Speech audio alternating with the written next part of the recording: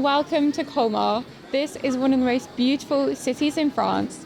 We're currently in the Alsace region, which is best known for all of its amazing Christmas markets, and it's currently December, so they're all taking place. In this video, we're going to show you the best of Colmar at Christmas, including hidden gems, where to eat, and Christmas market locations.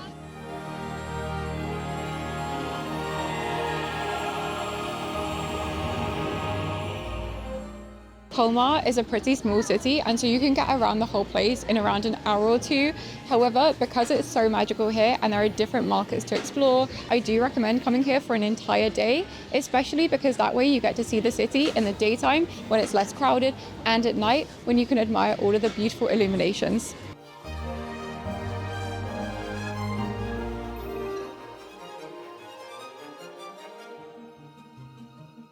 There are a few things to know before you visit the Christmas markets of Colmar.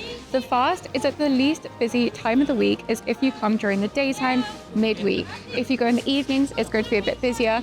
And if you come at the weekends, it's honestly a bit crazy and it's definitely difficult to find parking, difficult to navigate the markets. The next is that you want to dress in accordance to the weather. Unfortunately, the reality is that it probably won't snow during your time. It's more likely to be rainy and it can be a bit cumbersome to bring along an umbrella. So having a good waterproof is a must. It's also very cold. I'm currently wearing 2 pairs of trousers and 2 sweaters and I'm still a bit chilly. So definitely bear that in mind too.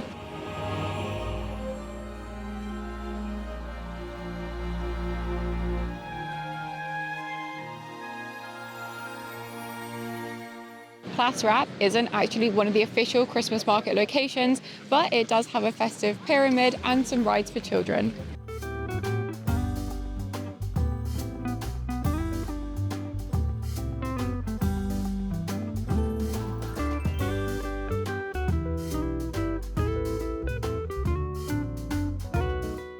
Rapp isn't necessarily the most aesthetic place to visit in the city. However, it will give you a good taste for what's to come because you'll likely come here first, whether you're traveling to Colmar by train or by car, because most of the car parks are around this area as well as the train station. Once you're inside, you'll find a spinning bar carousel, of course the children's rides, and some stalls selling food and snacks.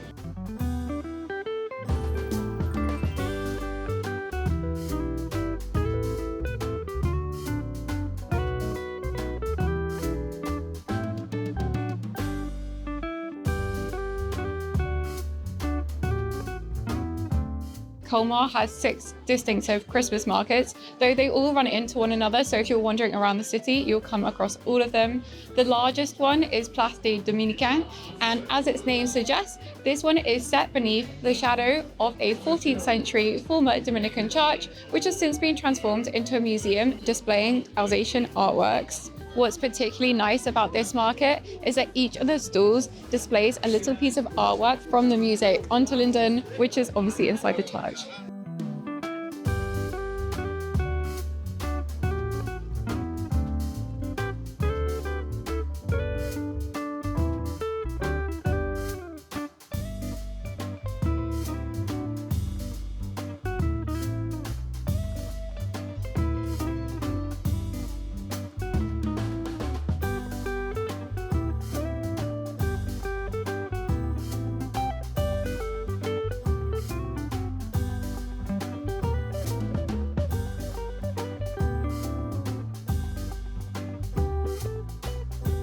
When you're at the Christmas markets, you can try a lot of the local produce. So we're currently trying a Cremant d'Alsace, which is a local sparkling wine.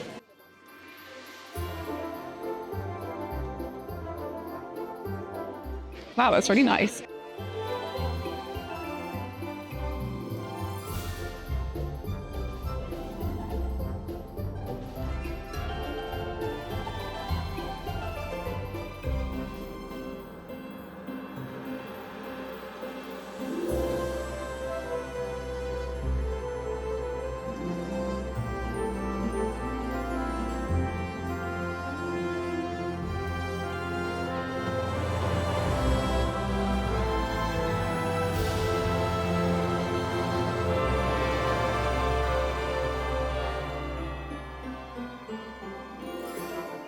Normally there's a gourmet market close to the cathedral, but because the cathedral is currently under construction, that's been moved this year and we'll go to it now.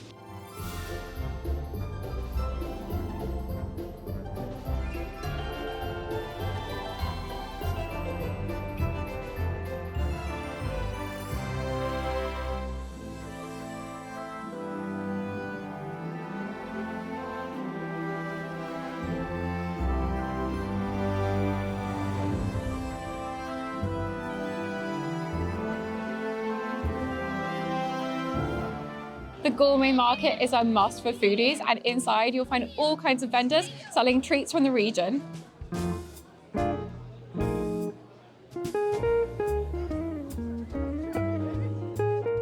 Most vendors propose that you get your meal together with a local glass of wine, and so I got some risotto while Antoine got the Reibekuchen with ham.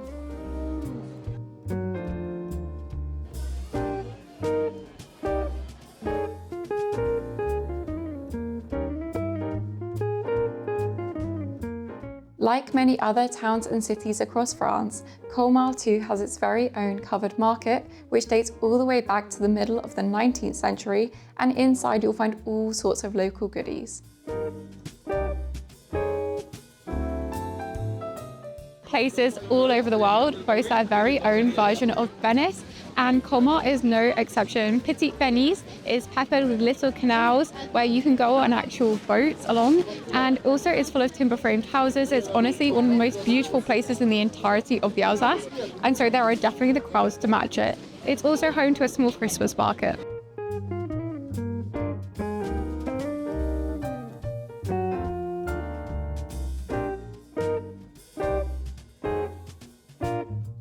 Just like in Paris and in other places in the world, they have love locks here, but I definitely recommend you don't do these because they're actually really bad for the environment.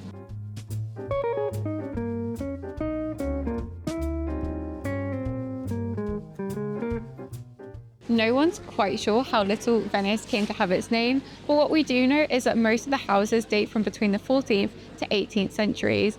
And what's more is that the architecture isn't just for decoration. Instead, the different colours of the houses would have meant different things back in the Middle Ages when few people could read. Things like blue meant that a fishmonger lived in the house. Something like white meant that a baker lived there. The other interesting thing is the shutters. When there's a heart-shaped shutter of the house, that meant that a single woman lived there, and when she got married, they turned this into a diamond shape. If you want to get an even closer look at the houses of Little Venice, then you can actually take a festive cruise, which takes place over there.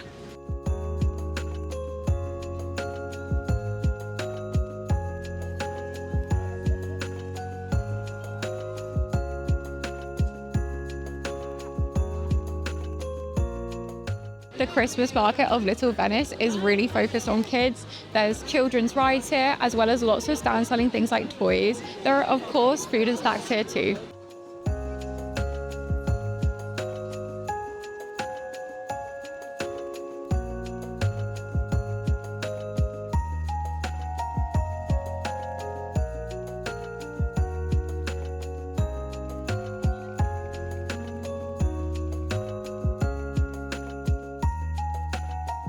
It was honestly freezing during our visit, but luckily Colmar has a plethora of amazing cafes and eateries, so we stopped at this delightful little spot called Mocha for a quick coffee and a cookie.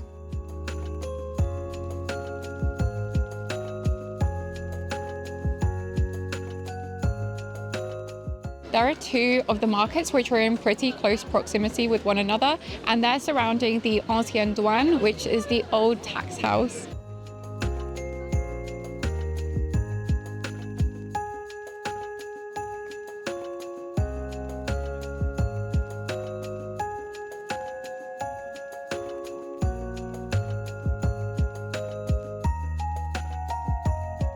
If it's raining during your time in Colmar, then don't worry because there is one indoor market, and that's inside the ancient tax house. Unfortunately, you can't take any photos or videos in there, and so we can't really show you very much, but we have a clip or two. And the other one is obviously the outdoor market, which is just as lovely. And to be honest, this is the most picturesque corner of Colmar. This is where you'll see all of the photos that have been taken online.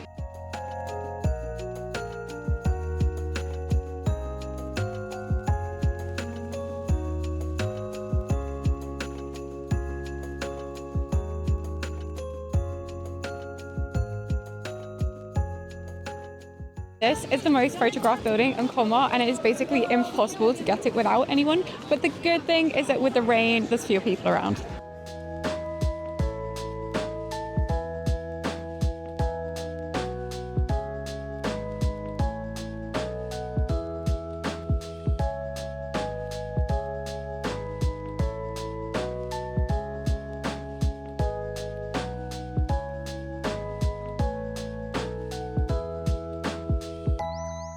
You'll find that in a lot of the smaller towns in the Alsace that have Christmas markets, they don't accept card payments, and so you'll have to bring cash. But I have noticed that most of the vendors here do accept card payments as well as cash. In addition to this, most of the bars and restaurants and cafes also accept card, but you'll want to reserve them well in advance because a lot of them are completely full for the week already.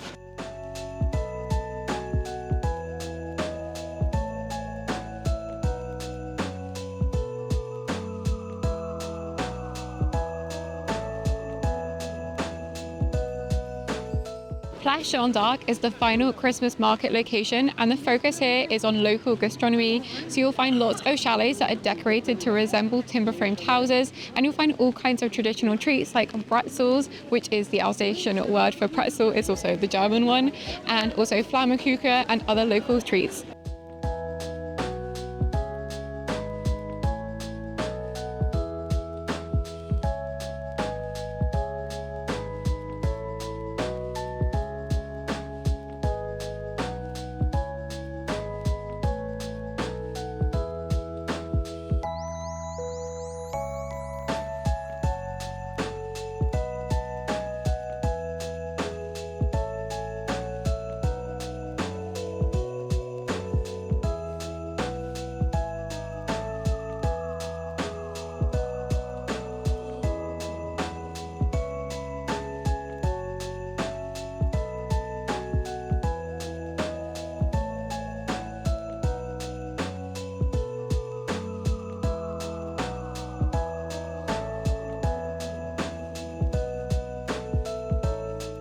As I mentioned, one of the very best ways to enjoy Colmar is by heading to the market at night.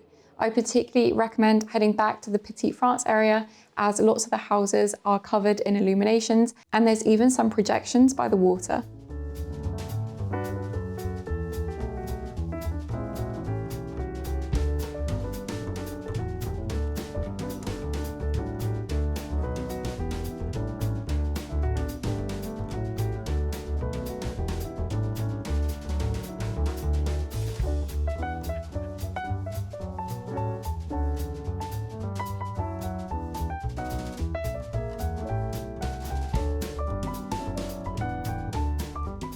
The first ever Christmas market is alleged to have been held in Strasbourg in 1570, so you can kind of say that the Alsace is the birthplace of the Christmas markets. We're actually doing an entire trip of the region, and so be sure to check out our videos on Strasbourg as well as those of the Christmas villages of the Alsace.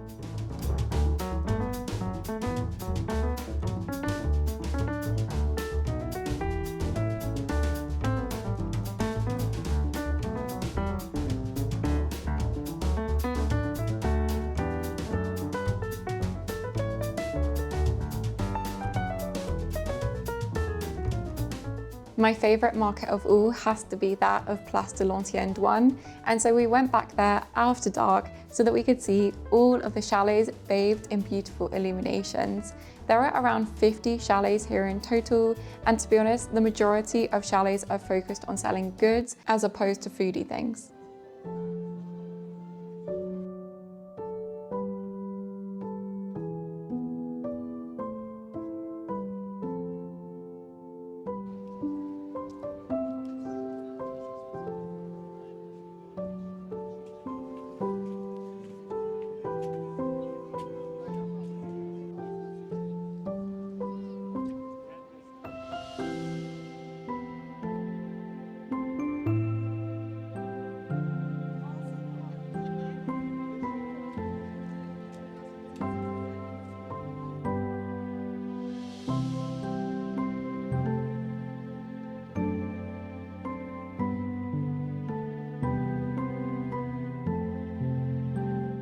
St Martin's Collegiate Church was constructed between 1235 and 1365 in the Gothic style. It's completely free to enter, though it's currently undergoing some pretty major renovations. Nevertheless, you can still enjoy some lovely carvings and even a small nativity.